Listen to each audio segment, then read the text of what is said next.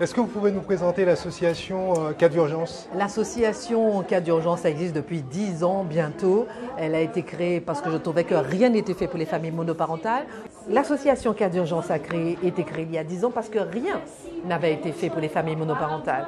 Première victime de la pauvreté, première à frapper aux portes des associations, première victime du surendettement, première victime de la société de façon générale, et personne ne faisait rien. Et maintenant, petit à petit, à force de faire des colloques comme ça, à force d'interpeller les pouvoirs publics, maintenant on parle des familles monoparentales. Aujourd'hui, j'ai tenu à faire ce débat sur les écrans parce que je me suis rendu compte qu'elles sont aussi les premières victimes des écrans. Elles ne sont pas informées, les enfants sont en souffrance et ce sont des enfants qui feront la société de demain. Qu'est-ce qu'on leur apprend? Est-ce qu'ils sont informés? Est-ce que les mamans sont informées que lorsqu'elles donnent le téléphone comme nounou à son enfant, bien sûr ça soulage, on peut faire la vaisselle, on peut cuisiner, on peut s'occuper de soi, on peut se doucher, on peut se maquiller parce qu'on a donné le téléphone à l'enfant. Qu'est-ce qu'il en reste? Voilà le scandale de la société aujourd'hui. Je retiens 3 mots qui ont été prononcés. Scandale sanitaire majeur.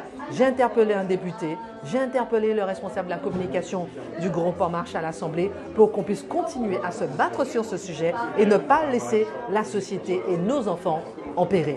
Est-ce qu'il va y avoir une suite à ce colloque sur cette thématique? Il y aura une suite à ce colloque, je l'ai décidé voilà, ce soir, parce que ça m'a beaucoup interpellé.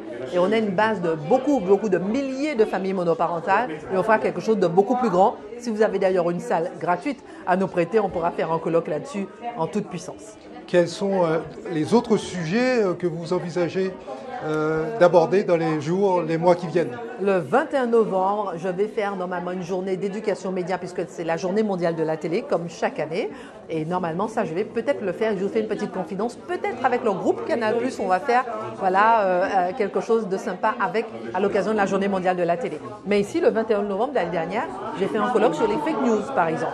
Donc, on fait régulièrement des colloques sur des questions pour interpeller les familles, la société et qu'on puisse avancer ensemble. Très bien. Merci. Christine Kelly. Merci, je vous en prie.